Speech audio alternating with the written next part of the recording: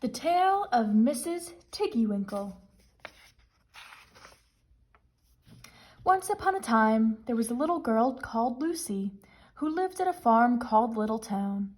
She was a good little girl, only she was always losing her pocket handkerchiefs. One day, little Lucy came into the farmyard crying, "Oh, she did cry so! I've lost my pocket hankin! 3 hankins and a penny. Have you seen them, Tabby Kitten?" The kitten went on washing her white paws, so Lucy asked the speckled hen, "Sally Hennypenny, have you found 3 pocket hankins?" But the speckled hen ran into a barn, clucking, "I go barefoot, barefoot, barefoot." And then Lucy asked Cock Robin sitting on a twig. Cock Robin looked sideways at Lucy with his bright black eye, and he flew over a stile away.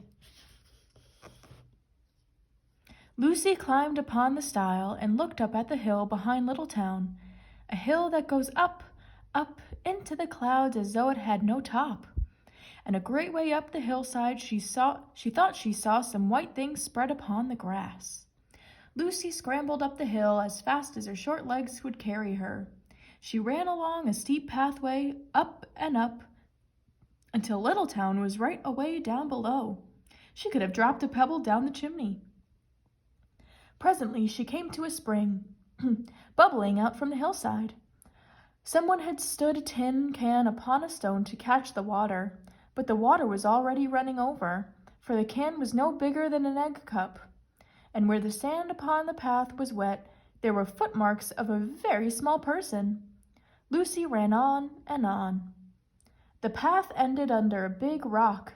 The grass was short and green, and there were clothes props cut from bracket stems with lines of plaited rush, and a heap of tiny clothespins, but no pocket handkerchiefs. And there was something else, a door, straight into the hill, and inside it someone was singing. "Lily white and clean, oh, with little frills between, oh, smooth and hot, red rusty spot, never here be seen." Lucy knocked once, twice, and interrupted the song. A little frightened voice called out, "Who's that?" Lucy opened the door, and what do you think there was inside?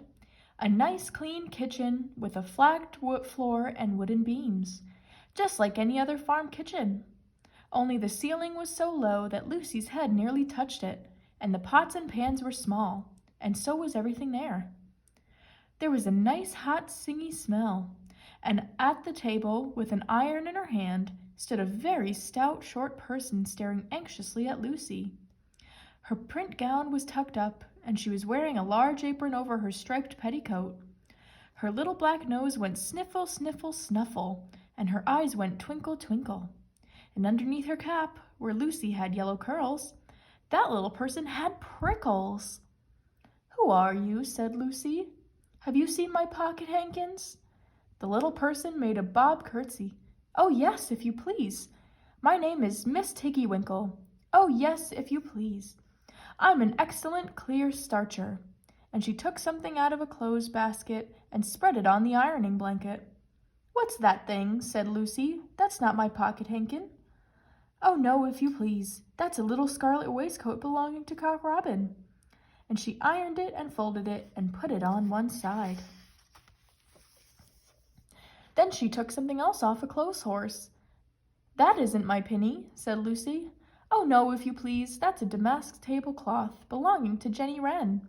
Look how it's stained with currant wine. It's very bad to wash," said Miss Tiggy-Winkle. Mrs. Tiggy-Winkle's nose went sniffle, sniffle, snuffle, and her eyes went twinkle, twinkle, and she fetched another hot iron from the fire. "There's one of my pocket hankins," cried Lucy, "and there's my penny." Mrs. Tiggy-Winkle ironed it and goffered it and shook out the frills. "Oh, that is lovely," said Lucy. "And what are those long yellow things with fingers like gloves?" "Oh, that's a pair of stockings belonging to Sally Hennypenny. Look how she's worn the heels out with scratching in the yard. She'll very soon go barefoot," said Mrs. Tiggy-Winkle. "Why, there's another handkersniff, but It isn't mine. It's red." "Oh, no, if you please. That one belongs to old Mrs. Rabbit, and it did so smell of onions. I've had to wash it separately. I can't get out the smell." "There's another one of mine," said Lucy. "What are those funny little white things?" "That's a pair of mittens belonging to Tabby Kitten. I only have to iron them. She washes them herself." "That's my last pocket hankin," said Lucy. "And what are you dipping into the basin of starch?" "They're little dicky shirt fronts from the Tom Tit Mouse. Most terrible particular," said Mrs. Tiggy-Winkle. "Now I've finished my ironing, and I'm going to air some clothes." "What are these dear, soft, fluffy things?" said Lucy. "Oh, those are woolly coats belonging to the little lambs at Skelgel." "Will their jackets take off?" asked Lucy. "Oh, yes, if you please. Look at the sheep mark on the shoulder. And here's one marked for Gatesgarth, and 3 that come from Littletown. They're always marked at washing," said Mrs. Tiggy-Winkle. And she hung up all sorts and sizes of clothing, small brown coats of mice, and one velvety black moleskin waistcoat, and a red tailcoat with no tail belonging to Squirrel Nutkin, and a very much shrunk blue jacket belonging to Peter Rabbit, and a petticoat not marked that had gone lost in the washing, and at last the basket was empty. Then Mrs. Tiggy-Winkle made tea, a cup for herself and a cup for Lucy. They sat before the fire on a bench and looked sideways at one another. Mrs. Tiggy-Winkle's hand, holding the teacup, was very, very brown, and very, very wrinkly with the soap suds, and all through her gown and her cap there were hairpins sticking wrong end out, so that Lucy didn't like to sit too near her. When they had finished tea, they tied up the clothes in bundles, and Lucy's pocket handkerchiefs were folded up inside her clean pinny, and fastened with a silver safety pin. And then they made up the fire with turf, and came out and locked the door, and hid the key under the doorsill. Then away down the hill trotted Lucy and Mrs. Tiggy-Winkle with the bundles of clothes. All the way down the path little animals came out of the fern to meet them, and very first that they met were Peter Rabbit and Benjamin Bunny. And she gave them their nice clean clothes, and all the little animals and birds were so very much obliged to dear Mrs. Tiggy-Winkle, so that at the bottom of the hill, when they came to the stile, there was nothing left to carry except Lucy's one little bundle. Lucy scrambled up the stile with the bundle in her hand, and then turned to say good night and to thank the washerwoman. But what a very odd thing! Mrs. Tiggy-Winkle had not waited either for thanks or for the washing bill.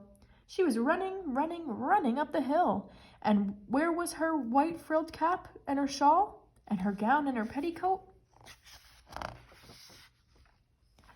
And how small she had grown, and how brown, and covered with prickles! Why, Mrs. Tiggy-Winkle was nothing but a hedgehog. Now, some people say that little Lucy had been asleep upon the stile, but then how could she have found 3 clean pocket hankins and a penny, pinned with a silver safety pin? And besides, I have seen that door into the back of the hill called Cat Bell's. And besides, I am very well acquainted with dear Mrs. Tiggy-Winkle. The end.